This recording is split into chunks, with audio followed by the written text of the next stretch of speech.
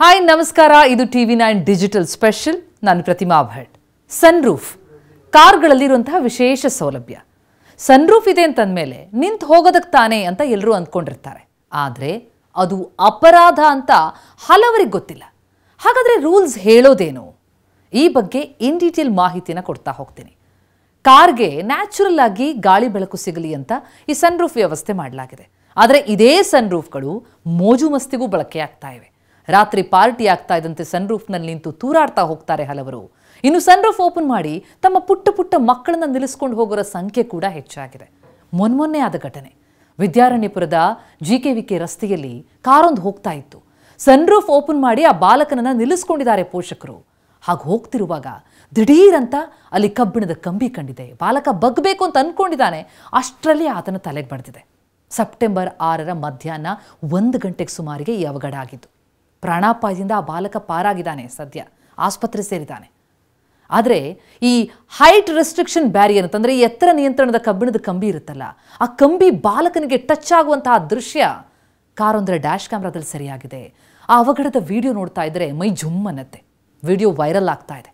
ಮಕ್ಕಳನ್ನ ಈ ರೀತಿ ನಿಲ್ಲಿಸ್ಕೊಂಡು ಪ್ರಾಣ ತೆಗಿಬೇಡಿ ಅಂತ ಸನ್ರೂಫ್ನ ಮೋಜು ಮಸ್ತಿ ಆಟಕ್ಕೆ ಹಲವರು ಆಕ್ರೋಶ ಹೊರಹಾಕಿದ್ದಾರೆ. ಕೆಲವರು ವಾಹನ ನಿಂತಾಗ ಮಾತ್ರ ಸನ್ರೂಫ್ನಲ್ಲಿ ನಿಲ್ಲಬೇಕು ಅಂತಾರೆ.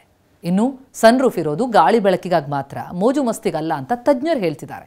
ಹಾಗಿದ್ರೆ ಸನ್ರೂಫ್ ಬಳಕೆ ಮಾಡಿದ್ರೆ ಅದು ಅಪರಾಧ ಆಗುತ್ತಾ? ಕಾನೂನು ಏನು ಹೇಳುತ್ತೆ? ಅದ್ರ ಬಗ್ಗೆ ಇನ್ ಡೀಟೇಲ್ ಮಾಹಿತಿ ನೋಡ್ತಾ ಹೋಗೋಣ. ಕಾರುಗಳಲ್ಲಿ ಸನ್ರೂಫ್ನಲ್ಲಿ ನಿಲ್ಲೋದು ಕಾನೂನಿಗೆ ವಿರುದ್ಧ. ಎಸ್, ಸನ್ರೂಫ್ ಇದೆ ಅಂತಂದರೆ ಅದು ನಿಲ್ಲೋದಕ್ಕೆ ಅಲ್ಲ. ಅದನ್ನು ಮೊದಲು ನಾವು ಗಮನಿಸಬೇಕಾಗತ್ತೆ. ಯಾಕಂದರೆ ಈ ಮೋಟಾರ್ ವಾಹನ ಕಾಯ್ದೆ 177, 180ನೇ ಸೆಕ್ಷನ್ ಅಡಿ ಇದು ಅಪರಾಧ. ಕಾರ್ನಲ್ಲಿ ಉತ್ತಮ ಗಾಳಿ ಬೆಳಕಿಗಾಗಿರುವಂಥ ವಿಶೇಷ ವ್ಯವಸ್ಥೆ ಇದು. ಸನ್ರೂಫ್ ಮೇಲೆ ನಿಂತು ಪ್ರಯಾಣ ಮಾಡಿದ್ರೆ ಅದು ಟ್ರಾಫಿಕ್ ನಿಯಮಗಳ ಉಲ್ಲಂಘನೆಯಾಗುತ್ತೆ. ಕಾರುಗಳಲ್ಲಿ ಸನ್ರೂಫ್ನಲ್ಲಿ ನಿಲ್ಲೋದು ಕಾನೂನಿಗೆ ವಿರುದ್ಧ ಆಗಿದ್ದು ಮೋಟಾರ್ ವಾಹನ ಕಾಯ್ದೆಯಡಿ ಶಿಕ್ಷಾರ್ಹ ಅಪರಾಧ ಇದು. ಈ ಸನ್ರೂಫ್ ಮೇಲೆ ನಿಂತು ಪ್ರಯಾಣ ಮಾಡಿದ್ರೆ ಹಾಗಿದ್ರೆ ಏನಾಗುತ್ತೆ? ಒಂದು, ಈ ರೀತಿಯ ಅವಘಡ. ಜೊತೆಗೆ ಆ ಕಾರು ಚಾಲಕನ ಮೇಲೆ FIR ಹಾಕಲಾಗತ್ತೆ.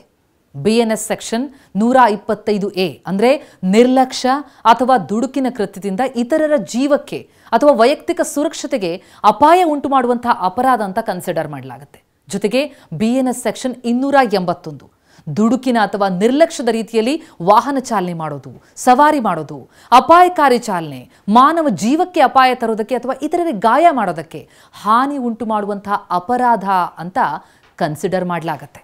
ಜೊತೆಗೆ ಈ BNS 125A ಈ ಕಾಯ್ದೆಯಡಿ ಈ ರೀತಿ ಅಪರಾಧ ಮಾಡಿದ್ರೆ ಏನು ಶಿಕ್ಷೆ ಆಗುತ್ತೆ ಗೊತ್ತಾ? ಸನ್ರೂಫ್ನಲ್ಲಿ ನಿಂತು ಅವಘಡ ಆದಾಗ ಯಾವುದೇ ಗಾಯ ಆಗಲಿಲ್ಲ ಅಂತಂದ್ರೆ ಕೂಡ 3 ತಿಂಗಳವರೆಗೆ ಜೈಲು ಶಿಕ್ಷೆ, ಜೊತೆಗೆ 2,500 ರೂಪಾಯಿ ದಂಡ ಅಥವಾ 2 ವಿಧಿಸಬಹುದು. ಇನ್ನು ಈ ರೀತಿ ಅವಘಡ ಆಗಿ ನೋವಾದರೆ, ಗಾಯ ಆದರೆ ಆಗ 6 ತಿಂಗಳವರೆಗೆ ಜೈಲು ಶಿಕ್ಷೆ ವಿಧಿಸ್ತಾರೆ ಅಥವಾ 5,000 ರೂಪಾಯಿವರೆಗೆ ದಂಡ ಅಥವಾ 2 ವಿಧಿಸಬಹುದು. ಅದರಲ್ಲೂ ಇಂಥ ಅವಘಡದಿಂದ ಘೋರವಾದ ಗಾಯ, ಗಂಭೀರವಾದಂಥ ಗಾಯಗಳಾಗ್ಬಿಟ್ರೆ 3 ವರ್ಷಗಳವರೆಗೆ ಜೈಲು ಶಿಕ್ಷೆ ವಿಧಿಸಬಹುದು ಅಥವಾ 10,000 ರೂಪಾಯಿವರೆಗೆ ದಂಡ ಇದೆ ಅಥವಾ 2ನ್ನೂ ವಿಧಿಸಬಹುದು. ಜೊತೆಗೆ ಈ BNS 281 ಈ ಸೆಕ್ಷನ್ ಅಡಿ ಶಿಕ್ಷೆ ಏನು ಗೊತ್ತಾ?